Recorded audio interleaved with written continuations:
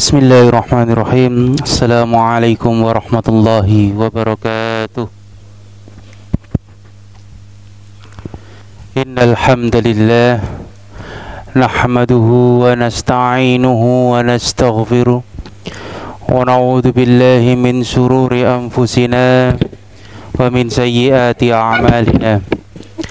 May yahdihillahu fala mudilla lahu wa may yudlil fala hadiya lahu. Asyhadu an la ilaha illallah wa asyhadu anna Muhammadan abduhu wa rasuluhu la nabiyya ba'dah. Bapak Ibu, kajian rutin Sabtu pagi Masjid Ar-Rahman yang dirahmati oleh Allah. Dewasa ini, di era modern ini, kemudian dengan berbagai macam tantangan zaman, tantangan kita ini adalah satu yang menjadi pusat perhatian kita 10 atau 20 tahun ke depan adalah regenerasi untuk membentuk baldatun thayyibatun waradun ghafur. Itu kemudian harus baldatunnya diisi oleh orang-orang yang mukmin, orang-orang yang muhsin, orang-orang yang mukhlis. Bahkan kemana arahnya regenerasi anak-anak kita ini sekarang, pangapunten, sangat semakin mengkhawatirkan. Dari fakta dan data, berbagai macam kasus anak yang kemudian skala nasional di KPAI itu dengan berbagai kasus, ya, kasus stunting, kasus pelecehan seksual, kemudian kasus pernikahan dini dan lain sebagainya. Itu di Indonesia KPAI mencatat per tahun 2022, artinya 2 tahun yang lalu, per tahun itu kasus khusus tentang anak itu kurang lebih 24.731 kasus per tahun. Itu yang skala nasional. Yang mengejutkan lagi, pangapunten, baru 5 hari yang lalu saya ke Pengadilan Agama Madiun, baik kota maupun kabupaten. Itu spesifik tentang kasus dispensasi pernikahan.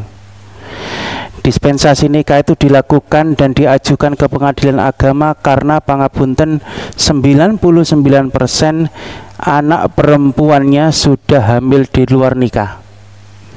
Pengajuan dispensasi nikah itu rata-rata umur kehamilan anak perempuan itu di usia kira-kira 15 atau 16 tahun. Bahkan masih SMP, Bapak. 15 tahun kan masih SMP, nggih. Di Madiun kota, kan Kapko Madiun itu. Di Pengadilan Agama Madiun kota itu per bulannya kasus dispensasi nikah itu, artinya hamil di luar nikah dan mengajukan dispensasi nikah, itu kurang lebih per bulannya 125 anak per bulan, Bapak, bukan per tahun. Di Madiun Kabupaten itu kurang lebih 231 anak, mencapai di angka 200-an lebih per bulan, Bapak, bukan per tahun.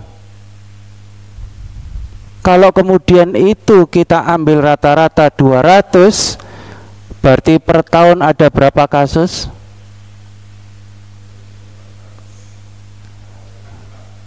Kurang lebih 2000-an kasus per tahun, Bapak, dalam satu kabupaten. Artinya apa, pangapunten? gadget yang kemudian kita pakai sehari-hari ini mempunyai pengaruh besar dalam pendidikan anak. Internet yang kemudian kita akses setiap hari punya pengaruh luar biasa terhadap generasi ke depan. Jenengan bisa hitung di setiap taman kanak-kanak atau PAUD, misalkan dari 10 anak sekarang di Sidoarjo, Pasuruan itu dokter tumbuh kembang anak RSUD Sidoarjo itu sedang rame-ramenya. Kasus apa? Anak terlambat bicara. Bahasa kerennya speech delay. TKA itu masih AO. Belum bisa bilang ibu atau ayah. Pengaruh apa? Pengaruh gadget. Ini kelemahan kita sebagai orang tua, baik itu orang tua maupun kakek neneknya, itu yang gampang kemudian memberikan gadget kepada anak yang belum pantas memegang HP. Pokoknya areke menang.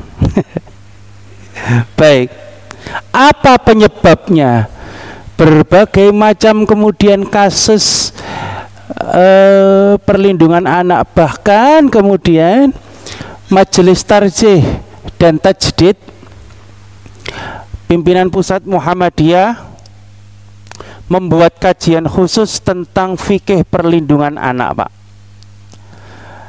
atau fikih himayatil hukuk at-tifl, atau fikih perlindungan anak. Apa ini penyebabnya? Muaranya ternyata pangapunten sangat, kita sudah tidak lagi paham apa itu ad-din atau agama. Kita sudah tidak lagi paham apa itu ad-dunya atau urusan dunia. Kita sudah tidak paham apa itu al-ibadah atau ibadah itu bentuknya seperti apa. Contoh yang termaktub di dalam putusan tarjih tentang masailul khamsah, ad-din huwa ad-din ay ad-dinul islami, agama yakni agama Islam, alladzi jaa bihi Muhammadun sallallahu alaihi wasallam, yang dibawa oleh Nabi Muhammad sallallahu alaihi wasallam, huwa ma anzalahu Allahu fil Quran wa ma ja'at bihi sunnatul sahihah, yaitu yang diturunkan di dalamnya Al-Quran dan yang tersebut dalam sunnah yang sahih. Kemudian di sini sudah termaktub sunnah sahihah. Artinya apa, Pak? Permasalahan umat itu sudah mampu diselesaikan dengan menggunakan hadis-hadis, cukup hadis yang sahih. Tidak perlu menyentuh kepada hadis yang hasan, itu sudah selesai sebenarnya. Apalagi pakai hadis yang dhaif. Itu nanti jenengan bisa tanyakan ke ustadz yang ahli hadis. Sudah cukup. Nah, pemahaman tentang hadis saja kita pangapunten masih tidak memahami secara utuh. Kemudian ini yang kemudian kita lepas. Minal awamir wan nawahi wal irsadat li salahil ibadid dunyahum wa ukhrahum. Berupa apa Al-Quran dan hadis sahih itu? Berupa perintah-perintah dan larangan-larangan serta petunjuk untuk kebaikan manusia, baik di dunia maupun di akhirat. Coba kita capture. Kita memahami Al-Quran itu pangapunten, mayoritas di antara kita fahamnya Quran itu isinya tentang perintah dan larangan.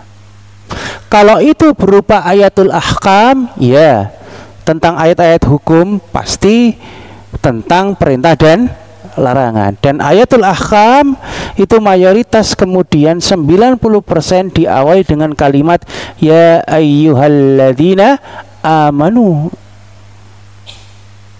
Itu berupa ayatul ahkam. Ya. Maka kemudian ada satu poin yang kemudian kita miss, yang kemudian kita lupakan. Ternyata Al-Quran tidak hanya berisi ayatul ahkam. Al-Quran juga berisi tentang petunjuk. Bahkan di awal surat Al-Baqarah, Allah kemudian membubuhkan kalimat Dzalikal kitabu la raiba fihi hudan lil muttaqin. Dzalikal kitabu. Kenapa Allah memakai kalimat zalika? Zalika dalam bahasa Arab diartikan apa? Itu. Kalau hadza baru ini. Kenapa kok pakai kalimat itu? Kemudian terjemahannya di Al-Baqarah jenengan bisa cek. Terjemahannya adalah kitab ini, bukan kitab itu. Kalimat zalika itu kemudian kalau masih berupa Alkitab, itu rata-rata di dalam Al-Quran memakai kalimat zalika, itu kitab. Tapi kalau disebutkan Al-Quran, di dalam Al-Quran kemudian menggunakan dhamir hadza, hadzal Quran. Apa bedanya kitab dan Al-Quran? Itu untuk menunjukkan bahwa kitab tersebut diturunkan dari sana. Dari mana? Berjajar di Lauhil Mahfuz, dari tempat yang jauh. Diturunkan, diwahyukan kepada Nabi Muhammad SAW. Kemudian disebut Al-Quran. Jadi itu menunjukkan bahwa Al-Quran betul-betul bukan karangan Nabi Muhammad, tapi diturunkan dari Lauhil Mahfuz. Maka menggunakan dhamir zalika. Itu rahasianya, Pak. Contoh ayat-ayat yang bukan larangan, bukan perintah. Contoh ayat-ayat tentang petunjuk. Surah An-Nisa ayat ke-9. A'udzubillahi minasyaitonirrajim. Bismillahirrahmanirrahim. Wal yakhsal ladzina law taraku min khalfihim dzurriyyatan dhi'afan hafu 'alaihim falyattaqullaha wal yaqulu qawlan sadida. Hendaklah engkau takut kepada Allah. Orang-orang yang seandainya meninggalkan di belakang mereka anak-anak yang lemah. Anak-anak yang lemah. Jadi Allah sudah mengindikasikan kegagalan regenerasi dalam surah An-Nisa ayat 9. Yang mereka khawatir terhadap kesejahteraan mereka. Oleh sebab itu hendaklah mereka bertakwa kepada Allah dan hendaklah mereka mengucapkan perkataan yang benar. Ini Allah secara keras mengingatkan kepada kita para orang tua yang kemudian pangapunten selalu khawatir dengan kehidupan ekonomi anak, mengkhawatirkan ini, mengkhawatirkan itu. Padahal kemudian Allah sudah menjamin kehidupan setiap muslim yang mengucapkan kalimat syahadat, hidup di dunia itu dipelihara oleh Allah, Bapak Ibu sekalian. Yang kita khawatirkan apa? Anak ini kok ngelamar kerja ke sana kemari kok nggak dapat. Itu memang ujian si anak dari Allah Subhanahu wa Ta'ala. Anak ini kok kemudian ekonominya tidak berkembang, sik minta terus sama orang tua, kita menjadi iba terus ngasih terus ke anak. Justru itu menjadi bumerang bagi si anak. Sudah di usia dewasa, sudah beristri atau bersuami, tapi ketergantungan terhadap orang tua masih tinggi. Terkadang kita yang sebagai orang tua ini sulit untuk melepaskan seorang anak. Pangapunten, kalau yang jenengan Bapak Ibu sekalian usianya sudah di atas 50 mungkin anak-anaknya sudah punya anak lagi, jenengan sudah punya cucu. Tapi kalau yang keluarga muda baru mondokkan anaknya, nggih, misalkan kepingin anaknya mondok, yang dilihat pondok itu kadang-kadang pangapunten bukan kurikulum ma'hadnya, bukan kualitas pendidikannya, tapi yang pertama dilihat adalah fasilitas. Ya apa carane anakku cekak soroh, kasihan nanti mosok cuci baju sendiri, akhirnya ya mondok tapi ngelondri tinggal terima bersih pakaiannya. Kasihan nanti anak saya ya opo jajane dibawain ATM tiap bulan diisi 1 juta. Ya gak usah mondok kalau gitu.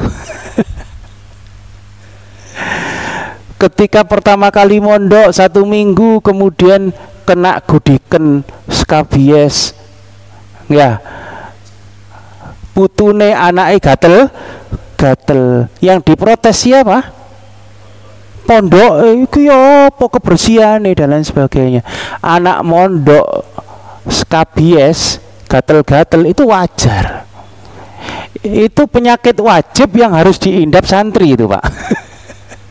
Saya dulu mondok 6 tahun, tidak pernah kemudian sama bapak sama ibu saya itu kemudian, kan sekarang ada klaster pondok itu, ada yang sekamar 20 anak gitu ya, tipe koyo iwak teri ngoten. Ada yang sekamar berempat, sekamar berdua, begitu. Itu tidak pernah saya dimasukkan ke yang sekamar berempat atau sekamar berdua. Ya sudah, bareng-bareng rame-rame, tidak pernah dilondrikan. Saya juga tidak mau ngelondre itu, meskipun ada fasilitas laundry, minta tolong gitu, tidak pernah mau. Dan memang tidak boleh sama bapak. Artinya apa? Ada step yang kemudian harus dilalui oleh pendidikan seorang anak. Dari situ saja pangapunten, banyak di antara kita orang tua yang kemudian gagal untuk mendidik anak yang kuat. Dalam bahasa surah An-Nisa adalah anak meninggalkan anak-anak yang lemah. Dzurriyyatan dzifa'an khafu alaihim, karena kekhawatiran berlebih seorang orang tua. Kemudian dalam surah At-Tahrim ayat 6 kembali Allah menegaskan, nah, ini bahkan tidak lagi mengenai petunjuk, ini mengenai ayatul ahkam. A'udzubillahi minasyaitonirrajim. Bismillahirrahmanirrahim. Ya ayyuhalladzina amanu qu anfusakum wa ahlikum nara wa quduhan nasu wal hijarah 'alaiha malaikatun ghiladun sidadun la ya'sunallaha ma amarahum wa yaf'aluna ma yu'marun. Wahai orang-orang yang beriman, dibuka dengan kalimat ya ayyuhalladzina amanu. Pelihara dirimu dan keluargamu dari api neraka yang bahan bakarnya adalah manusia dan batu. Penjaganya malaikat-malaikat yang kasar, keras, dan tidak mendurhakai Allah terhadap apa yang diperintahkannya kepada mereka, dan selalu mengerjakan apa yang diperintahkan. Artinya pangapunten, kita sebagai orang tua punya tanggung jawab terhadap keluarga, minimal terhadap anak dan istri.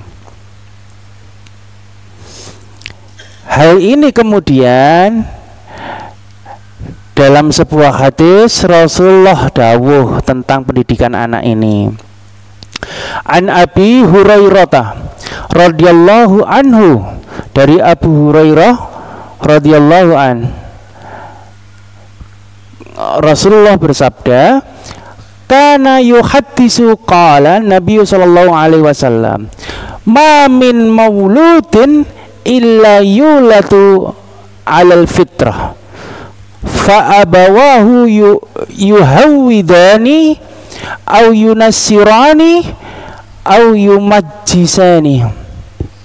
Dari Abu Hurairah bahwa Rasulullah Shallallahu Alaihi Wasallam bersabda, tidaklah manusia dilahirkan kecuali dalam keadaan fitrah atau suci.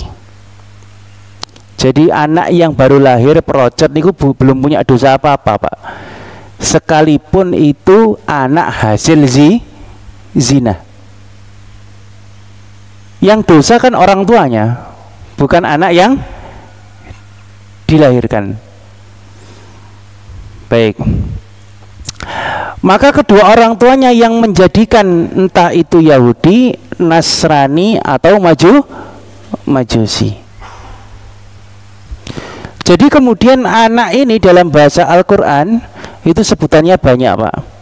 Kalau itu dengan menggunakan kalimat bin atau binti.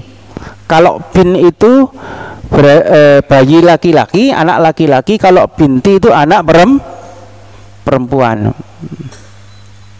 Ya.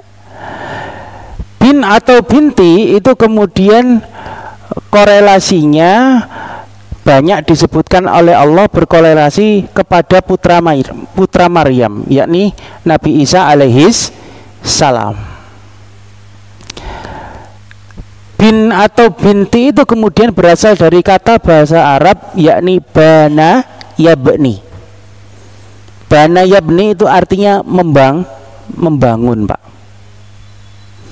Maka disebut bin atau seorang anak laki atau binti seorang anak perempuan, sejatinya kita sedang melukis di atas kanvas putih.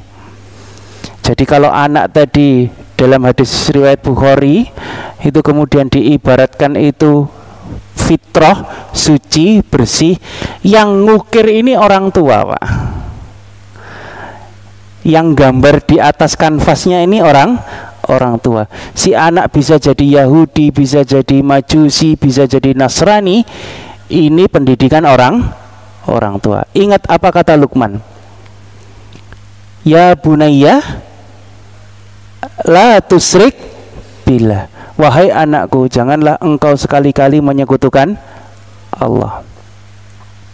Bedanya anak zaman Luqman dengan anak zaman sekarang, Pak.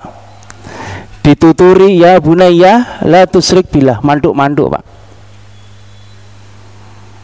Anak dulu, bapak-bapak jenengan dulu, jangankan ngomong, dehem tok saja.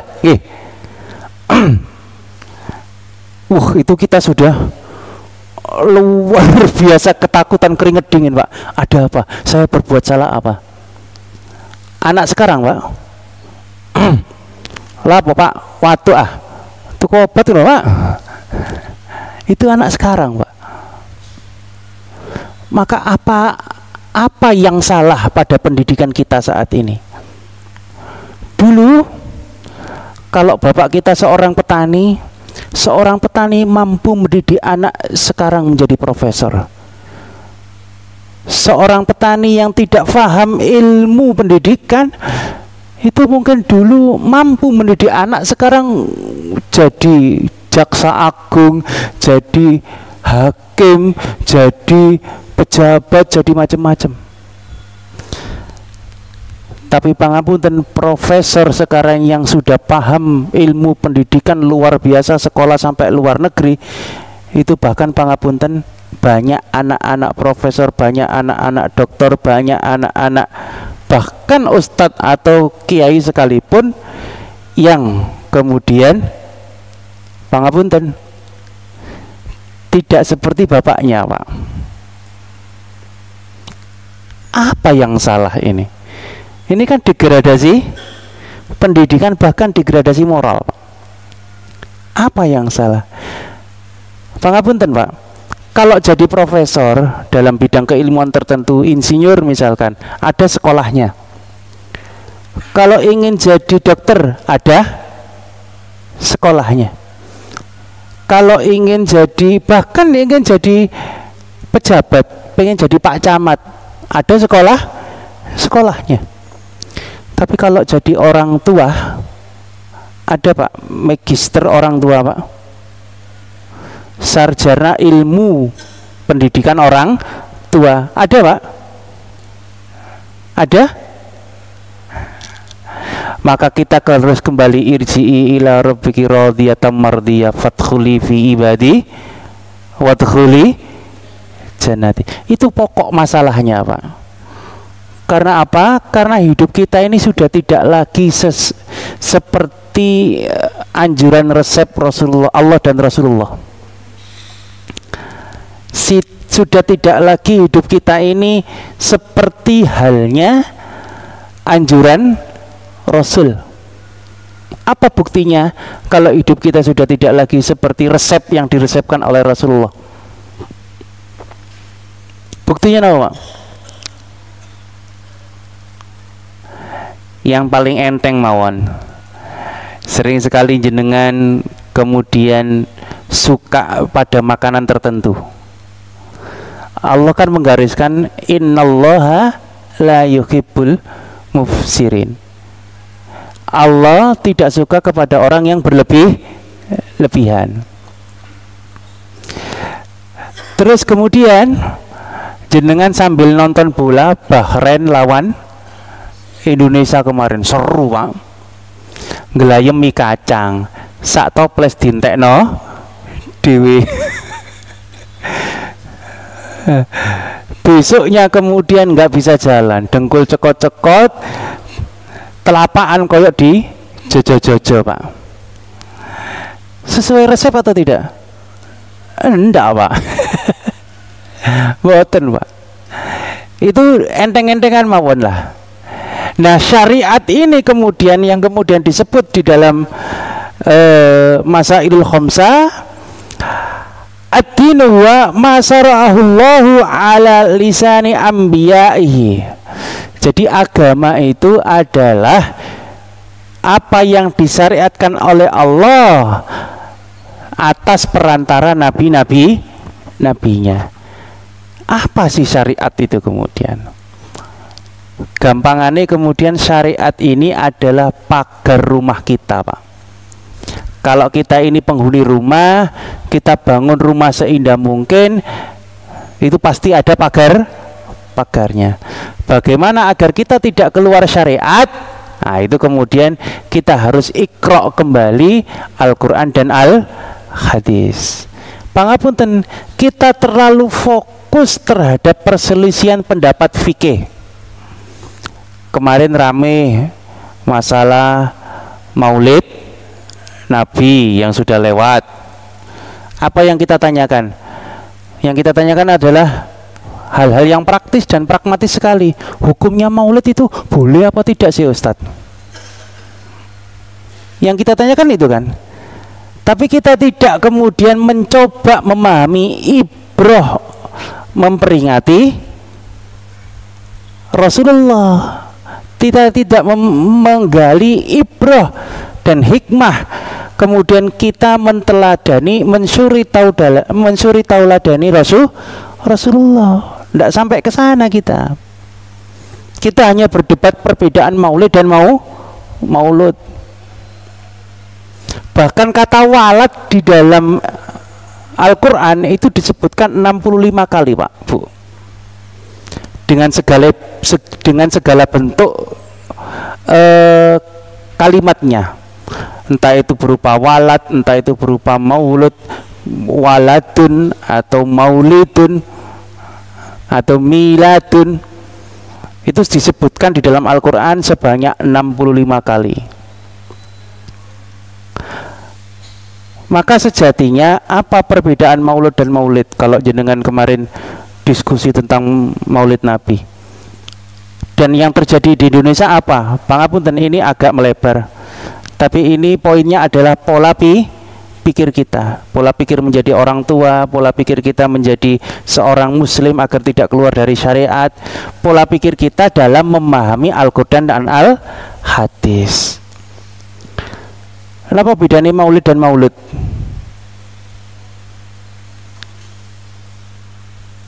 Kenapa Pak? Tidak ada bedanya. Kenapa Pak, Bu? Hurufnya beda. Ini kalau tidak paham kemudian.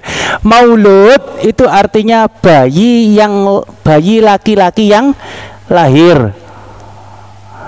Dalam bahasa Al-Quran berasal dari kata walada yuladu. Kalau dalam surah Al-Ikhlas kemudian lam yalid walam yulad. Maulud ini artinya bayi laki-laki yang lahir. Jadi kalau kemudian jenengan menyatakan saya tidak cocok dengan maulud, itu bahaya Pak. Berarti sampai tidak cocok Nabi sebagai seorang laki. Maulud itu bayi laki-laki yang lahir. Kalau maulid itu artinya waktu atau tempat kelahiran. Dalam bahasa Indonesia maulid itu tempat tanggal lahir. Jadi KTP-nya orang Arab, kolom TTL itu namanya maulid. Itu gitu. Jadi kalau jenengan saya nggak cocok maulid itu bid'ah, berarti jenengan nggak cocok maulidnya Nabi hari Senin tanggal 12 Rabiul Awal tahun gajah. Terus apa yang kita peringati di Indonesia? Yang kita peringati di Indonesia ini adalah bukan maulid, bukan maulud. Apa Pak, Bu? Perayaan atau peringatan kelahiran Nabi. Perayaan dan peringatan dalam bahasa Arab itu disebut Aid. Idul Fitri, perayaan hari raya Fitri. Idul Adha, peringatan atau perayaan hari raya Adha. Maka yang kita lakukan di Indonesia ini bahkan menjadi adat istiadat itu adalah Idul Milad, memperingati hari kelahiran Nabi, perayaan hari kelahiran Nabi, itu Idul Milad. Kalimat milad mim ya dal ini jangan ditambahi ya dan tak marbutoh, dibacanya miladiyah. Kalau jenengan baca Idul Miladiyah itu artinya bukan hari peringatan kelahiran, tapi artinya adalah Natalan. Jenengan bisa buka kamus Munjid itu Idul Miladiyah. Nah, pertanyaannya berikutnya, Idul Milad Muhammad Shallallahu Alaihi Wasallam itu boleh atau tidak? Kan begitu. Konstruksi berpikirnya itu harus begitu. Boleh atau tidak? Nabi Muhammad Shallallahu Alaihi Wasallam kemudian memperingati hari lahirnya itu dengan cara hari lahirnya hari apa? Senin. Memperingatinya, mensyukurinya dengan apa? Dengan puasa. Maka kemudian disyariatkan, disunnahkan kepada seluruh umatnya mempuasai hari Senin. Dan bahkan puasa hari Seninnya itu tidak tiap tahun, tapi tiap minggu, tiap pekan. Maka bukan ulang tahun, tapi ulang pekan. Tiap hari Senin. Nggih. Runut lagi cara memahami konstruksi syariat ini tadi. Maka kemudian Idul Milad ini kapan dirayakan itu? Pertama kali ada Idul Milad zaman Rasul tidak pernah ada, zaman sahabat tidak pernah ada, zaman tabi'in tidak pernah ada, zaman tabi'ut tabi'in tidak pernah ada, bahkan zaman madzhabul arbi'a tidak terkonfirmasi secara tekstual ada. Jelas ini. Kapan mulai ada? Pada abad keempat Hijriah. Siapa pelakunya? Orang Mesir sana. Siapa? Dinasti Fatimiyah. Dinasti Fatimiyah ini berkekuasaan di Mesir, Sudan dan sekitarnya. Dinasti Fatimiyah. Dinasti Fatimiyah ini kemudian adalah dinasti atau kerajaan Islam yang berfaham Syiah Ismailiyah. Tenang, jangan langsung diklaim Syiah itu sama atau berbeda. Syiah itu terpecah menjadi kurang lebih puluhan golongan. Saya terakhir baca itu sampai kemudian 39-an golongan, Pak. Jadi ya ada yang ekstrim betul, ada yang mirip-mirip Sunni. Idul Milad apa saja yang dilakukan oleh dinasti Fatimiyah? Idul Milad Muhammad Shallallahu Alaihi Wasallam, Idul Milad Ali, Idul Milad Hasan, Idul Milad Husain dan seterusnya. Pada akhir abad keempat Hijriyah, dinasti Abbasiyah mengutus salah satu panglima besarnya untuk menaklukkan Yerusalem, Palestina, dan sampai ke Mesir sana. Siapa yang diutus?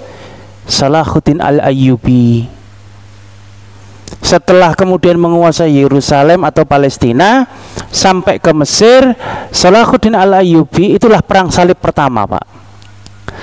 Kemudian Salahuddin Al-Ayyubi menemukan adat istiadat baru, yaitu Idul Milad ini dilestarikan, karena pada saat itu dunia Islam sudah tidak lagi mencontoh uswatun hasanah Rasulullah. Sudah terlalu hedonis di Baghdad waktu itu, sudah terlalu pangapunten sekularis pada era itu. Peringatan Maulid Nabi ini kemudian dilaksanakan kembali oleh Salahuddin Al-Ayyubi dengan cara apa? Wong Salahuddin ini ya panglima, ya ulama, Pak. Jadi dia bisa naik mimbar. Beliau naik mimbar kemudian mengenang sejarah Rasul, sirah Nabawiyah, akhlakul karimah Rasul, suri tauladan Rasul dan lain sebagainya. Itu diulang tiap tahun oleh Salahuddin Al-Ayyubi. Sampai di Indonesia sulit menyebut kalimat Idul Milad, berubah menjadi Mulutan. Problemnya di Indonesia merayakannya agak berlebihan. Keliling-keliling sambil pakai patung Hanoman, keliling-keliling sambil pakai ogo. Yang disetel bukan sholawat tapi dangdut. Ini problem, ini menjadi problem fikih. Yang haram itu yang itunya. Karena ibadah, konstruksi ibadah kan dibagi menjadi dua. Ada ibadah mahdhah, ada ibadah ghairu mahdhah. Ibadah mahdhah ini contohnya adalah ibadah-ibadah yang kemudian pangapunten, yang sudah ada contohnya dari Rasul, tidak boleh dirubah-rubah. Sholat subuh tidak boleh ditambah. Mati urip ya 2 rakaat sudah. Itu ibadah mahdhah. Tapi ekspresi kecintaan kita terhadap Nabi itu ibadah atau bukan? Ibadah, masuk kategori ibadah ghairu mahdhah. Terhadap ibadah ghairu mahdhah itu kemudian tidak ada tuntunannya, adanya kemudian pagar syariat, konsep saja.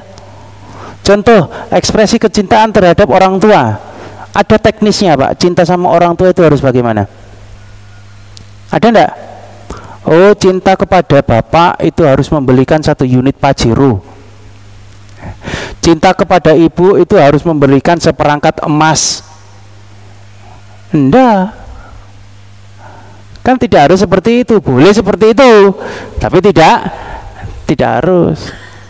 Begitu pula kecintaan kita kepada Nabi. Bagaimana? Ya dengan melaksanakan sunnah-sunnah beliau. Baik. Maka hal-hal konstruksi Islam yang seperti ini yang disebut syariat itu kemudian yang harus kita pagari dan kita tanamkan kepada anak-anak kita. Agar apa? Pangapunten, ya tidak terjadi peringatan Maulid diisi sama anak-anak belasan tahun, naik truk berisi sound system, pulang-pulang kenapa, Pak? Pulang-pulang ono sing teler, ono sing macam-macam. Kan kejadiannya seperti itu. Bungkusnya mau maulid.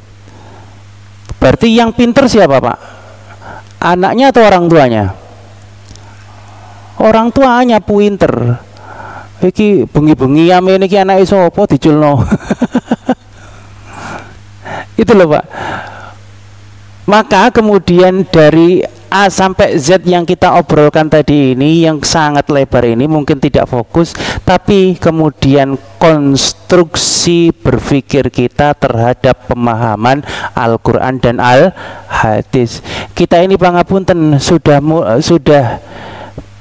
tidak detail memahami Al-Quran yang dan hadis.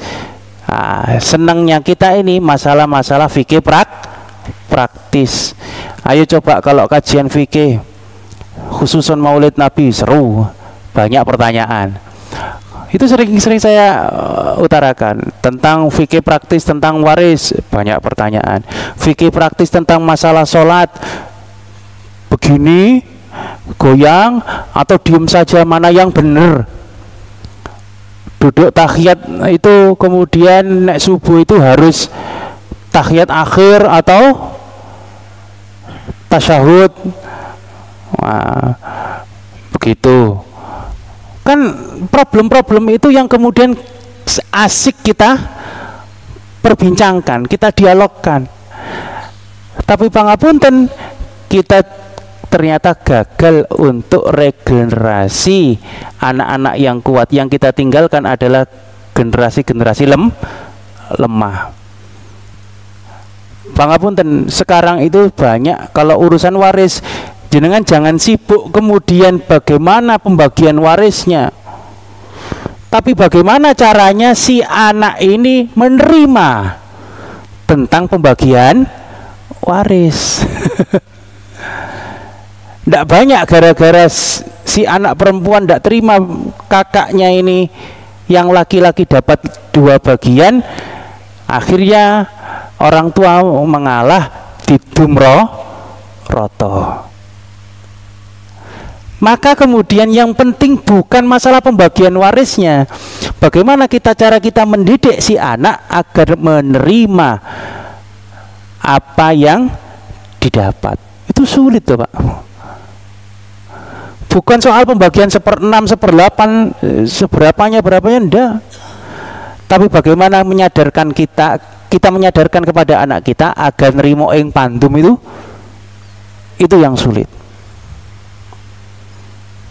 Terus kemudian pangapunten, bagaimana kemudian agar anak kita dalam periode baik periode 5 tahun itu apa kata orang tua, kalau sudah sekolah apa kata guru, kalau sudah remaja usia belasan apa kata teman. Itu kita harus paham psikologi pendidikan anak. Terus kalau sudah dewasa 25 sampai 30 sudah menikah, itu apa kata saya, apa jari aku, pokoknya aku. Maka orang-orang, tidak jarang orang-orang di usia 25 sampai 40 itu bebalnya luar biasa, gak kena dikandani. Maka itu kemudian kita kembalikan kepada Al-Quran. Bagaimana Al-Quran berbicara cara mendidik anak, bagaimana Rasul ketika mendidik anaknya yang sudah punya suami. Kan seringkali pangapunten, menantu perempuan kalau tinggal serumah dengan ibu, ya, orang tua perempuan seatap, itu seringkali tidak cocok Pak. Dan itu saya pastikan 80% roto itu tidak cocok. Berbeda dengan menantu laki yang cenderung agak egois, gak kepingin urip di omai moro tua. Nah, hal-hal seperti itu adalah hal-hal yang menyentuh kepada sisi kehidupan kita. Harus paham apa? Ini tadi, masyara'ahullahu ala lisani anbiya'ihi minal awamir wan nawahi wal irsadat. lisolahi ibadid dunya hum wa ukhrahum.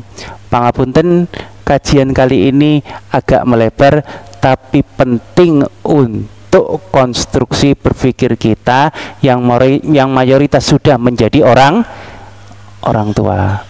Kadang-kadang pangapunten Bapak, orang tua itu tidak selalu benar, ya ono salah. Anak itu tidak selalu salah, ya ono bendere. Tapi prakteknya kadang-kadang pangapunten, orang tua menganggap anaknya masih si kecil, masih wis gerang duwe anak, tapi dianggap masih kecil. Bapak wis tahu ngalami, awakmu gak tahu ngene. Itu kan senjatanya orang tua. Senjatanya anak apa? Iku lak biyen apa, saiki beda wis. Kata-kata ini kemudian kalau kemudian kita terima dalam kehidupan sehari-hari, kadang-kadang kita sulit untuk menyikapi, Pak. Nah, karena apa? Karena kita gagal mendidik generasi yang kuat. Barangkali itu yang mampu saya sampaikan. Pangapunten, kalau ada pertanyaan, monggo silahkan. Biasanya sih tidak ada karena bukan kajian fikih ini.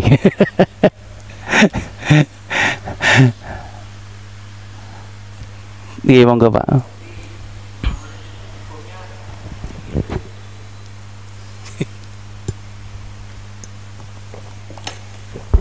Maulid itu kesimpulannya hukumnya boleh atau tidak, Pak? Nah, Mas, Ustaz, begini Pak, kalau maulid saja boleh-boleh saja, Pak. Maulid, apa hukumnya maulid?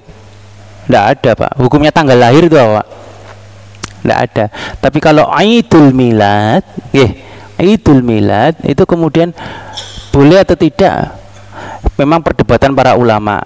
Yang agak ekstrim kemudian menyatakan bid'ah. Yang tidak itu menyatakan ibahah atau mubah. Sah-sah saja, wong itu ekspresi kecintaan. Tapi titik temu antara bid'ah dan mubah atau ibahah ini tadi adalah pada tata cara memperingatinya. Dulu di era Salahuddin Al-Ayyubi tidak ada yang mencap bid'ah, karena yang dilakukan Salahuddin Al-Ayyubi itu ceramah isinya memperingati sirah Nabawi. Pas ceramahnya di tanggal 12 Rabiul Awal, itu yang dilakukan Salahuddin Al-Ayyubi. Era itu ulama-ulama kan juga termasuk ulama Turos, Pak, ya. Pengikutnya Syafi'i, pengikut Hanafi itu sudah banyak nggih. Salahuddin Al-Ayyubi itu sezaman hidupnya dengan Imam Nawawi dan lain sebagainya itu. Imam Nawawi ini pengarang siapa, apa Pak? Riyadus Sholihin. Itu bahkan tidak ada yang ngecap kemudian Salahuddin Al-Ayyubi itu melakukan kebid'ahan. Yang problem itu kemudian adalah ketika memperingatinya ini dengan hal-hal yang pangapunten bahkan menyentuh kepada kesyirikan, pawai, ya, kemudian pakai ogo itu patung, gambaran patung setan kan, Pak, ya. Itu problemnya itu kesenian atau berhala. Pertanyaannya pada situnya kan, bukan pada peringatannya. Permasalahannya kan bukan pada peringatannya. Permasalahannya adalah ogonya. Titik temunya antara yang bid'ah dan tidak itu, yang bid'ah itu tidak suka karena banyak perilaku yang madorot. Nah, itulah. Yang mubah itu bahwa memperingati Idul Milad tadi itu sah-sah saja asalkan memperingatinya dengan cara yang benar. Perbedaan pendapatnya di situ, Pak. Tapi kalau kemudian bagaimana menyikapinya, ya saya rasa kita sikapi secara wajar saja. Oke. Kalau misalkan ada ogoh-ogoh, ya jangan ikut-ikut araan pakai baju Dayak, Pak. Pun. Cukup nggih? Baik. Ibu-ibu tidak ada pertanyaan? Baik. Nggih.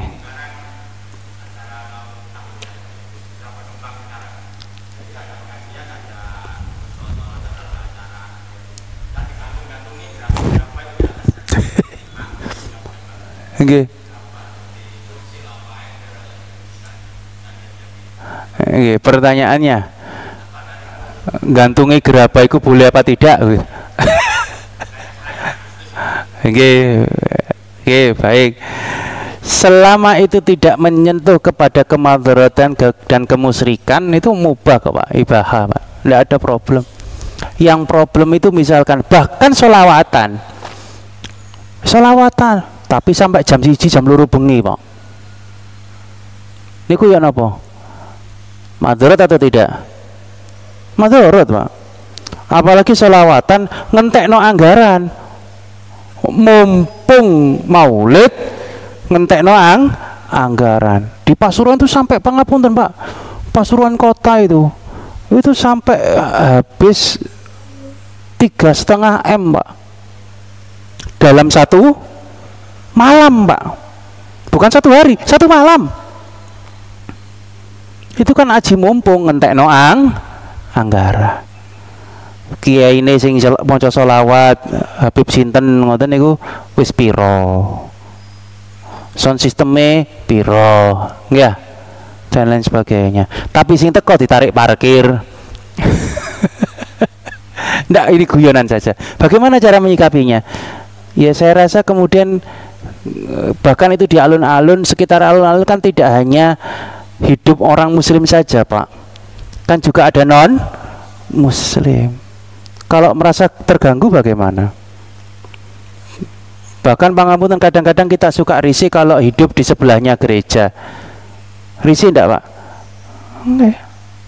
Saya termasuk anggota FKUB Kabupaten Pasuruan, Forum Kerukunan Umat Beragama Kabupaten Pasuruan, yang kemudian salah satu peran krusialnya adalah menerbitkan rekomendasi pendirian rumah ibadah. Nek wong muslim langsung teken.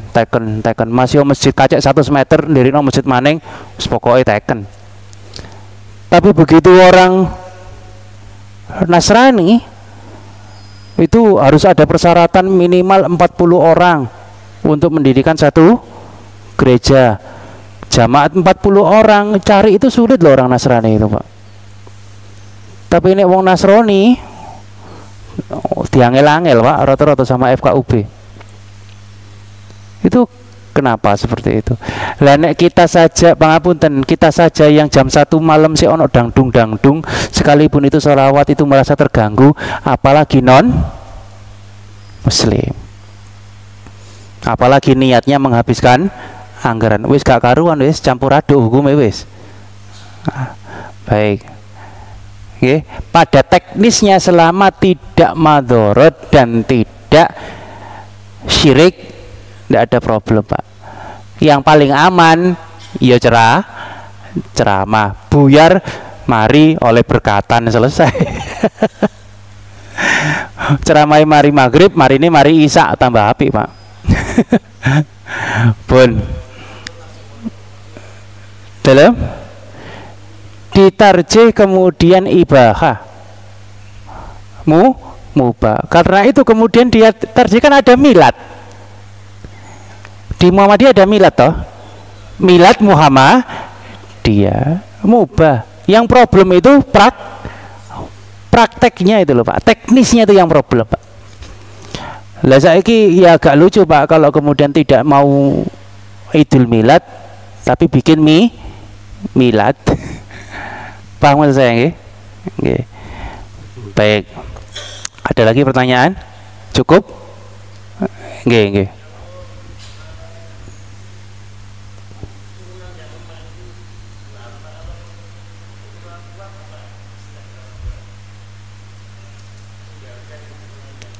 Oh,